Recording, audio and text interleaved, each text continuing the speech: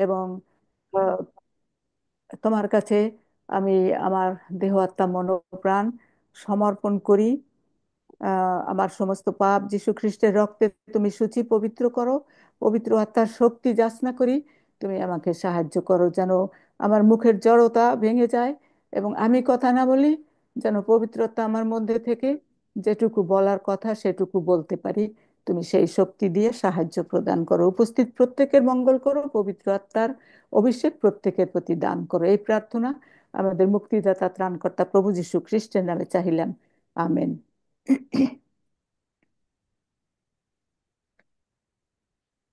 হ্যাঁ, একটি সত্য গল্প আমি বলতে চাই, যেটা আপনারা হয়তো প্রত্যেকেই আহ, অনেকেই হয়তো জানবেন এবং আহ, লক্ষণীয় বিষয়। 16 বছরের একটি ছেলে কাজের খোঁজে নিউ ইয়র্কে যাত্রা করেছিল। যখন সেই লঞ্চের মধ্যে ছিল, তখন সেই লঞ্চের যিনি চালক ছিলেন তিনি সমর্থন করলেন। তিনি শুনতে পেলেন যে কাজের খোঁজে সেখানে যাচ্ছে। তখন তিনি তাকে কিছু নীতি বাক্য দিলেন। তুমি নিশ্চিত মনে সোজা পথ ধরে ধরো, দেখবে কোনো অসুবিধা হবে না। এবং এই বলে তিনি তার জন্য প্রার্থনা করলেন। তারপরে তিনি জিজ্ঞাসা করলেন যে তুমি কি কাজ জানো। আর সে বলল যে আমি একটু কাজ শিখেছি, সাবান প্রস্তুত করা এবং মোমবাতি তৈরি করা, এই দুইটি কাজ আমি শিখেছি, আমার বাবা আমাকে শিক্ষা দিয়েছেন।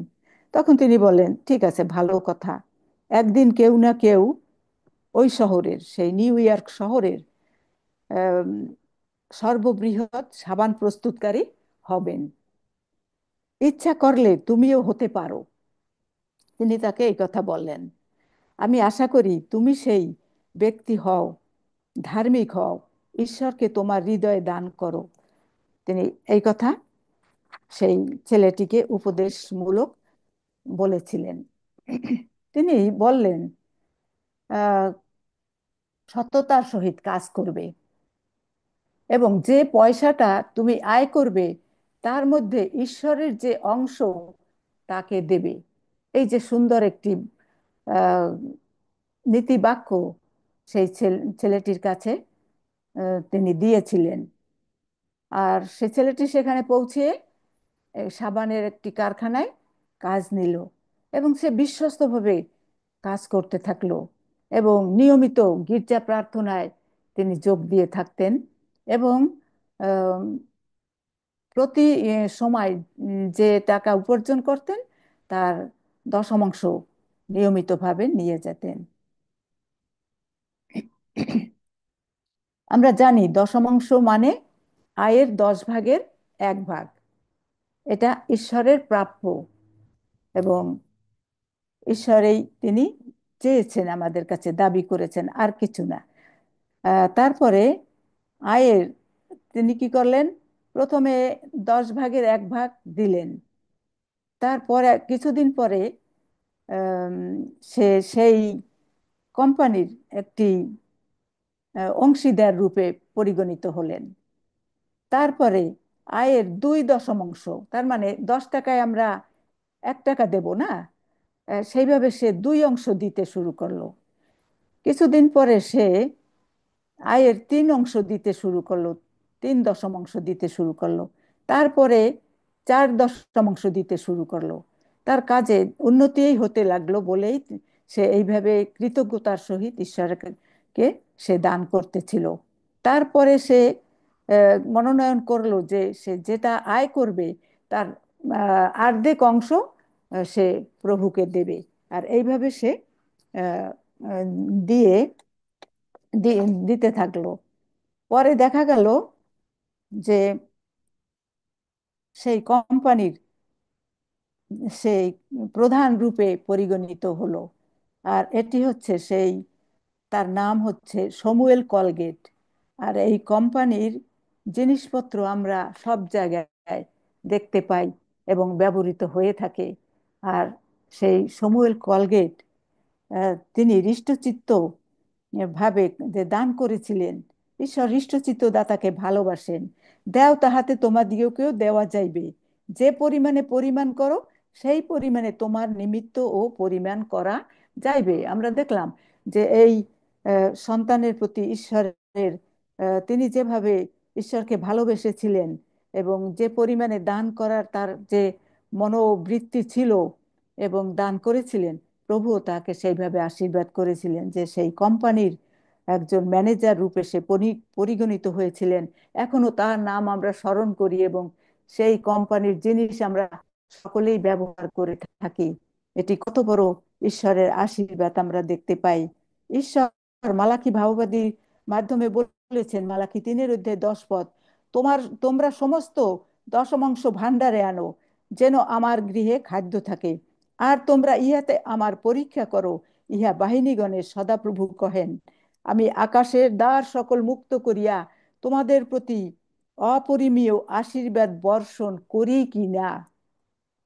এখানে একটি কথা বলা হয়েছে যে তোমরা পরীক্ষা করিয়া দেখো, তোমরা পরীক্ষা করিয়া দেখো আমি আকাশের দ্বার সকল মুক্ত করিয়া তোমাদের প্রতি অপরিমেয় আশীর্বাদ বর্ষণ করি কিনা।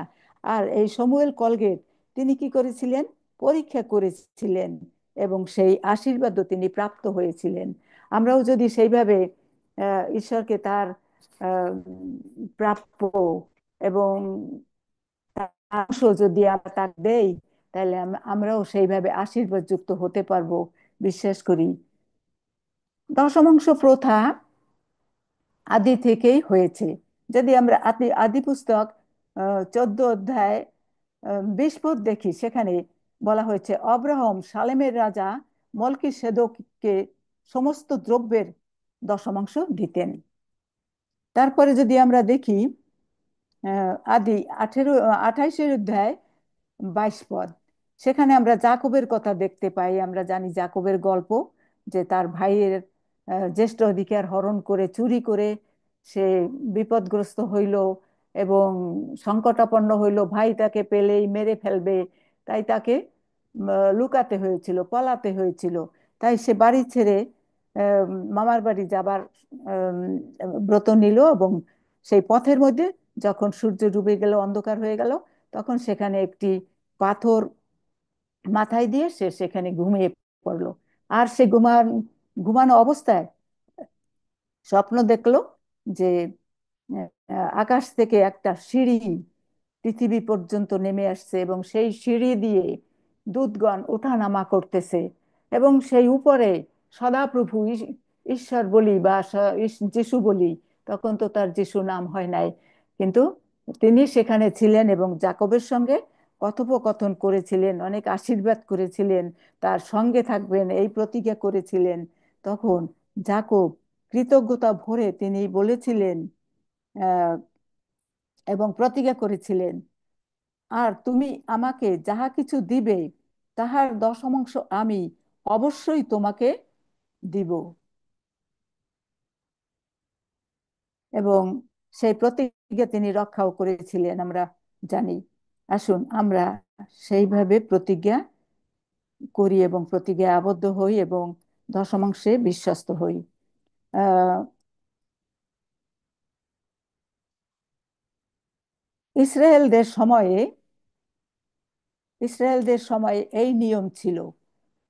আম, একজনে মঞ্জু, যদি তুমি দয়া করে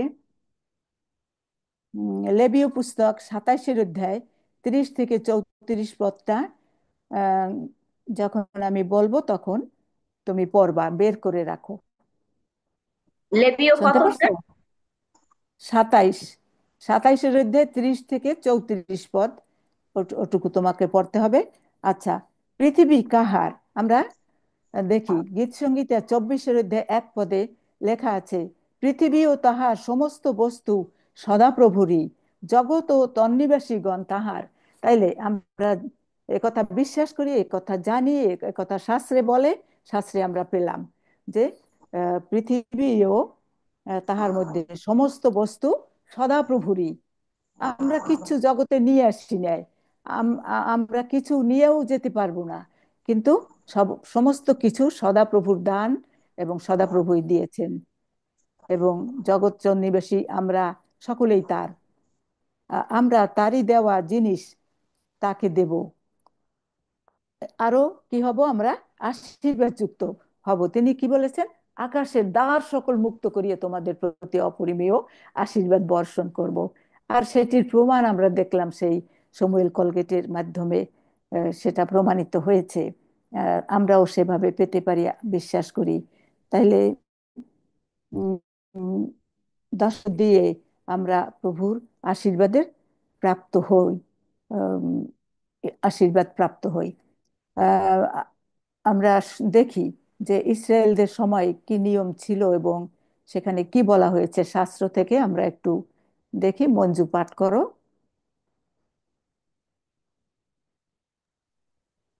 মঞ্জু, পাইছো? হ্যাঁ দিদি, লেবীয় পুস্তক 27-এর অধ্যায়। হ্যাঁ, 27-এর অধ্যায় 34 থেকে 30 থেকে 34, প্লিজ। আচ্ছা, পাঠ করি আমি। 30 থেকে 34। হ্যাঁ, আর ঠিক ভূমির শস্য কিংবা বৃক্ষের ফল হোক, ভূমির উৎপন্ন সমস্ত দ্রব্যের দশমাংশ সদাপ্রভু, তাহা সদাপ্রভুর উদ্দেশ্যে পবিত্র। আর যদি কেহ আপন দশমাংশ হইতে কিঞ্চিত মুক্ত করিতে চাহে, তবে সে তাহার আহ, পঞ্চমাংশ অধিক দিবে। আর মেষপালের দশমাংশ আহ পাচনির নিচে দিয়া যাহা কিছু যায়, তাহার মধ্যে প্রত্যেক দশমাংশ প্রসূ সদাপ্রভুর উদ্দেশ্যে পবিত্র হইবে। তাহা ভালো কি মন্দ ইহার অনুসন্ধান সে করিবে না ও তাহার পরিবর্তন করিবে না। কিন্তু যদি সে কোনো প্রকারে তাহার পরিবর্তন করে, তবে তাহা ও তাহার বিনিময় উভয় পবিত্র হইবে, তাহা মুক্ত করা যাইবে না। সদাপ্রভু সিয়ন পর্বতে ইসরায়েল সন্তানগণের জন্য মসিকে এই সকল আদেশ করিলেন। ইহাই প্রভুর বাণী। প্রভুর বাণীর জয় হোক। আমেন। ধন্যবাদ এই সুন্দর বাক্য পাঠ করার জন্য মঞ্জুকে। ঈশ্বর আশীর্বাদ করুন। তাইলে আমরা দেখলাম যে সেই ইসরায়েলদের কাছে বলা হয়েছিল যে কিভাবে দশমাংশ দিতে হবে। আর এই আহ, দশমাংশের সমস্ত নিয়ম কানুন আমরা সেখানে দেখতে পাইলাম। সুতরাং সেইভাবে আমাদের দশমাংশ, আহ, যে ইসরায়েলদের জন্য বলেছিলেন, বলে যে তারাই দেবে, দিয়েছিল বা দিতে হবে তাদের জন্য, কিন্তু আমাদের প্রত্যেকের জন্য সেই একই নিয়ম। ইসরায়েলদের জন্য যে নিয়ম করা হয়েছে, আমাদের জন্য সেই একই নিয়ম এখন পর্যন্ত সেটি স্থিরীকৃত। সেটি আমরা মনে করতে পারি যে হয়তো উম, নতুন নিয়মে সেটা লেখা নাই, নতুন নিয়মে লেখা আছে। এবং আমাদের জন্য সেই নিয়ম আছে, কারণ আমরা তো ঈশ্বরের কাছ থেকে আশীর্বাদ পাবো। দশমাংশ দিয়ে আমরা আশীর্বাদ পাবো। যদি দশমাংশ না দিই তো তো সেই আশীর্বাদের ভাগী আমরা হতে পারি না। আর তিনি বলছেন আমরা যেন পরীক্ষা করে দেখি। সুতরাং এটা শত সত্য কথা আমরা মনে রাখবো। দশমাংশ না দেওয়ার কারণে কি হতে পারে সেটি আমরা দেখতে পাই হগায় ভাবাদীর পুস্তকের 1-6 পদে। এখানে বলা হয়েছে, তোমরা অনেক বীজ বপন করিয়াও অল্প সঞ্চয় করিতেছ, আহ, আহার করিয়াও তৃপ্ত হইতেছ না, পান করিয়াও আপ্যায়িত হইতেছ না, পরিচ্ছদ পরিয়াও উষ্ণ হইতেছ না, এবং বেতনজীবী লোক ছেঁড়া থলিতে বেতন রাখে। এই যে একটা আহ, এই যে একটা কথা, এই কথাটার খুবই গুরুত্ব রহিয়াছে যদি আমরা চিন্তা করি যে আহ, বেতনজীবী ছেঁড়া থলিতে বেতন রাখে। ছেঁড়া জিনিসে কেউ আমরা রাখি না, কিন্তু কার্যক্রমে সেটা পরিণত হয়। কারণ কি? যদি আমরা দশমাংশ না দেই, দশমাংশ 10 ভাগের 1 ভাগ ঈশ্বর দাবি করছেন যে তার, সেটা সেই অংশটা তার, সেটি আমাদের খরচ করার সকলেই তার। কিন্তু ওটুকু তিনি পৃথকভাবে আমাদের কাছে দাবি করেছেন যেন আমরা সেটি দিয়ে তার কাছ থেকে আশীর্বাদ লাভ করি। আর যদি সেটি আমরা না দেই, তাইলে বলেছে ছেঁড়া থলিতে আমরা বেতন রাখি। কিভাবে? ধরেন আমি দশমাংশ দিতে কুণ্ঠিত হই, আরে 10টা টাকার নোট আমি ভাঙাই 1 টাকা দেবো গির্জায়, আমার তো 1 টাকা কমে যাবে আনে, বা আমার অভাব হবে আনে, এরকম আমরা চিন্তা করি। কিন্তু না, আমরা সেরকম যদি না চিন্তা করি, ঈশ্বর ইষ্টচিত্ত দাতাকে ভালোবাসেন, এবং আমরা দশমাংশ অবাধে যদি দেই, তা দেখবেন যে ওই 1 টাকার পরিবর্তে তার থেকে আরো বেশি কিছু আপনার আশীর্বাদ হতে পারে বা উপকার আপনার হতে পারে। আর যদি আমরা না দেই, ধরেন ওই পয়সাটা এবং তার সাথে আরো বেশি পয়সা হয়তো আমাদের অন্য অন্য উপায়ে খরচ হয়ে যাবে, আমরা অসুস্থ হয়ে পড়তে পারি, আমাদের একটা বিপদ আসতে পারে, হ্যাঁ, আর তাতে আমাদের অনেক পয়সা যাইতে পারে। অনেক সময় আমরা কেস মামলায় পড়ি না, অনেক আহ, সমস্যার মধ্যে আমরা জর্জরিত হই, তখন অনেক টাকা কড়ি আমাদের খরচ করতে হয়, এমনকি চিন্তা ভাবনায় আমরা অস্থির হয়ে যাই, তাই না, আমরা অসুস্থ হয়ে পড়ি। সুতরাং এই দশমাংশ যদি আমরা বিশ্বস্ত না হই, আমাদের কাছে, আপনি আমার থেকেও অনেক কিছু আপনি চিন্তা করে দেখতে পারবেন যে কত রকমের বিপদ আমাদের কাছে আসতে পারে, অভাব অভিযোগ আসতে পারে, এবং আমাদের ঘরে যা থাকবে তাতে হয়তো আহ, আশীর্বাদ থাকে না। অনেক সময়, অনেক সময় যে নাই নাই, খাই নাই পাই নাই, ওই যে আমরা দেখলাম যে খাইয়াও কি হয় না, তৃপ্ত হয় না, পান করেও সে আপ্যায়িত হয় না, এবং আহ, কাপড় পরেও উষ্ণ হয় না। এইভাবে অনেক কিছু আমরা ব্যাখ্যা করতে পারি যে সেইভাবে আমাদের অভাব অভিযোগ আসে, উম, এবং আমাদের অসুবিধা ঘটে। তাই আমাদের দশমাংশ দেওয়া একান্ত কর্তব্য। গণনা পুস্তক 18 অধ্যায় 21 পদে দশমাংশ আহ, কোন কাজে ব্যবহার করা, অনেক সময় আমরা মনে করে থাকি যে দেব, ওইটা আহ, উম, আহ, কে কিভাবে ব্যবহার করবে, কে খাবে, কে নেবে, আমি জানি না, কিন্তু না, আমি আমি জানি আমাদের অ্যাডভেন্টিস্ট মণ্ডলীতে একেবারে এটা পুঙ্খানুরূপে এটার ব্যবহার করা হয়। আম, এটার অন্য কেউ যে নিয়ে ব্যবহার করবে খাবে এমন কোনো উপায় নাই। তাই বাইবেল বলছে যে আহ, গণনা 18 অধ্যায় 21 পদে বলা হয়েছে, সমাগম তাম্বু সম্বন্ধীয় তাহাদের সেই সেবা কর্মের বেতন রূপে আমি তাহাদের অধিকারার্থে ইসরায়েলের মধ্যে সমস্ত দশমাংশ দিলাম। প্রভুর কাজ যারা করবে, তারাই এই প্রভুর ভান্ডারের পয়সা আহ, ব্যবহার করবে, এবং ঈশ্বরের কার্যকারীদের ভরণ পোষণের জন্য এটা ব্যবহৃত হবে। এটা আমরা জেনে রাখবো, এবং আমরা নিশ্চিন্তে দশমাংশ দেব। মালাখি 3 অধ্যায় 11 পদে বলা হয়েছে, আর আমি তোমাদের নিমিত্ত গ্রাসককে ভৎসনা করিব, সে তোমাদের ভূমির ফল বিনষ্ট করিবে না। আমি একটি ছোট্ট ঘটনা, সত্য ঘটনা বলি। কোনো এক সময় সোহেব আলী নামে একজন মহিলা এবং তার স্বামী, তারা দুইজনে খুবই বিশ্বস্ত ছিলেন, তারা নিয়মিতভাবে গির্জায় যেতেন, এবং দশমাংশ যেটুকুই তারা ইনকাম করতেন তার নিয়মিতভাবে দশমাংশ 10 ভাগের 1 ভাগ গির্জাঘরে নিয়ে যেতেন। তখন ছিল আহ, ধান কাটার সময়, ধান পেকেছে। আর ওই সময় ওই দেশে, আমাদের দেশে এরকম ছিল যে যখন ধান পাকতো তখন আমরা পাখি আসতো, বা কি যেন বলে, ভারই পাখি না বালুই পাখি, ওরা এসে ওই ধান খেয়ে ফেলতো। তখন আমাদের ওইটা করতে হইতো, রক্ষা করার জন্য কিছু বাজনা বাজাইতে হইতো, অথবা শামুক বেঁধে বেঁধে বেঁধে বেঁধে সেখানে বেঁধে রাখতে হইতো, সুতা দিয়ে টান দিলে পর ওখানে শব্দ হইতো আর ওরা উড়ে যেত। এইভাবে সেই পাখিগুলি তাড়ানোর জন্য ব্যবস্থা করতে হইতো। সমস্ত লোক সেই পাখি তাড়াইতে শুরু করলো, কিন্তু শোয়েব আলী এবং তার স্বামী তারা ম্যালেরিয়া রোগে আক্রান্ত হয়ে পড়লেন। এবং তারা সেই আহ, জমির ফসল রক্ষা করার জন্য আহ, যে ব্যবস্থা, সেটাও তারা করতে পারতেছিল না, এত অসুস্থ তারা ছিল।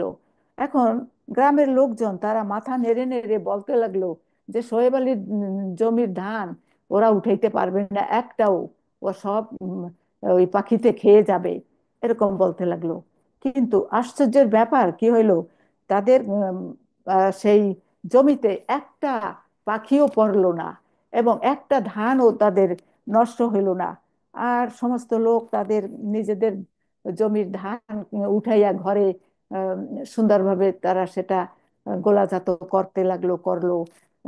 আর তারা মনে ভাবতে লাগলো যে সোহেব আলীর কি অবস্থা হবে, হয়তো তার ধান খেয়ে গেছে। কিন্তু তারা লক্ষ্য করে দেখলো যে তার জমি একটা পাখিও সেখানে পড়ে না এবং একটা ধানও কিছুতে নষ্ট করতেছে না। সবাই আশ্চর্য জ্ঞান করলো যে ব্যাপার কি। তখন তারা আহ, তাদের ধান পান সেরে ঠেরে তাদের ফসল গোলায় তুলে গেল সোহেব আলীর বাড়িতে এবং গিয়ে বলল যে আহ, তোমরা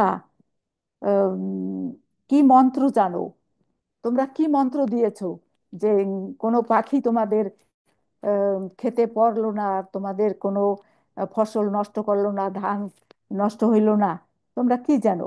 তখন শোয়েব আলী এবং তার স্বামী তারা বলল যে আমরা নিয়মিতভাবে ঈশ্বরের মন্দিরে যাই এবং আমাদের যে ঈশ্বরের যে প্রাপ্য, আমাদের যে দেবার কথা সেটা দেও না, আমরা দশমাংশ হিসাবে আমরা সেটা গির্জাঘরে দিয়ে থাকি। আহ, এবং এই কথা শুনে তারা প্রতিবেশীরা খুবই মানে উম, ভালো এবং সারা বিশ্ব দিয়ে আশীর্বাদ প্রাপ্ত হয়েছে, এটা উপলব্ধি তারা করতে পারলো। এবং সেই গ্রামের লোকরা এসে তার জমির সমস্ত ধান কেটে মাড়াই করে তারপরে সেটা শুকাইয়া গোলাজাত করে তাকে সাহায্য করলেন। দেখি আমরা ঈশ্বর বলেছেন আকাশের দ্বার সকল মুক্তদের প্রতি আশীর্বাদ বর্ষণ করি কিনা। আর তিনি বলেছেন যে গ্রাসককে তিনি ভৎসনা করেন।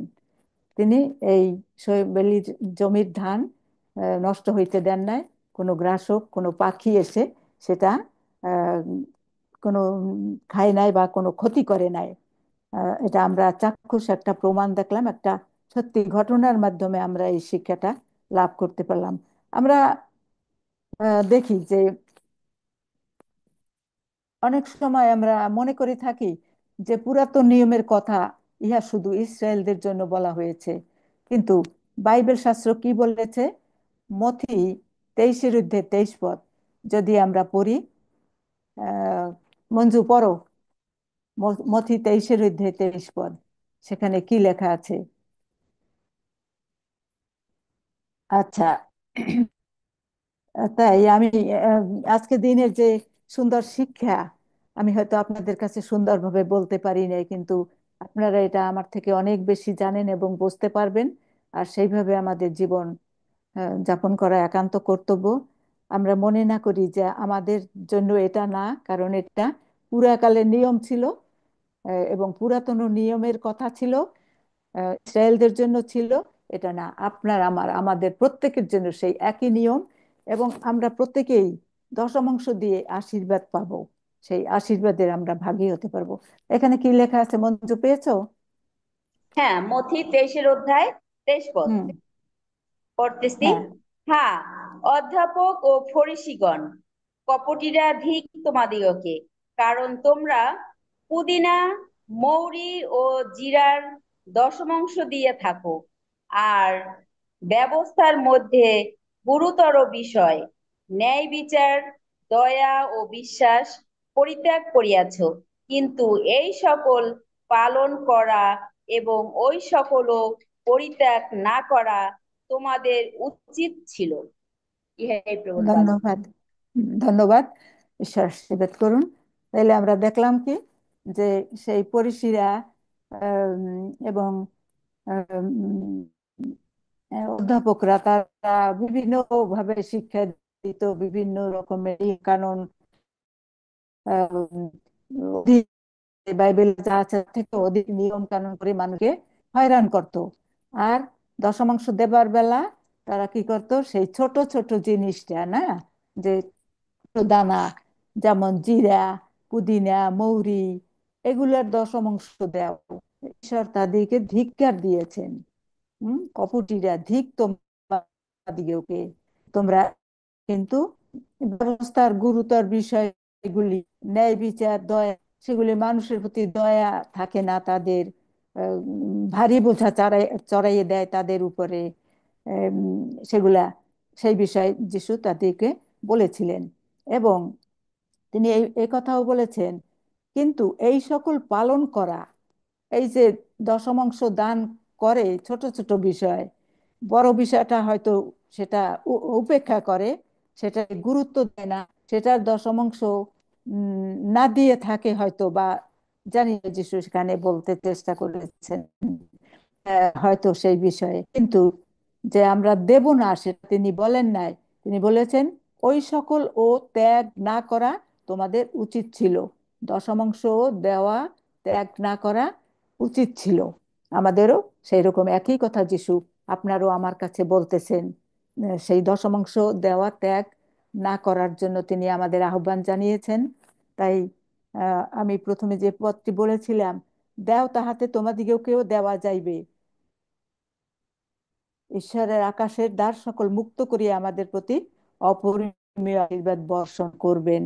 প্রভু আমাদের সবাইকে আশীর্বাদ করুন, যেন আমরা দশমাংশে বিশ্বস্ত হতে পারি এবং ঈশ্বরের আশীর্বাদ লাভ করতে পারি।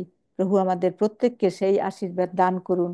আমার জীবনে অনেক আহ, ঘটনা আছে যেগুলি আমি বলতে পারতাম, কিন্তু আমি সেগুলি বলি নাই। হয়তো যদি কোনোদিন সময় সুযোগ পাই, সেদিন আমি বলবার চেষ্টা করব যে ঈশ্বরের কাছ থেকে কত আশীর্বাদ আমি লাভ করেছি আমার পরিবার নিয়ে।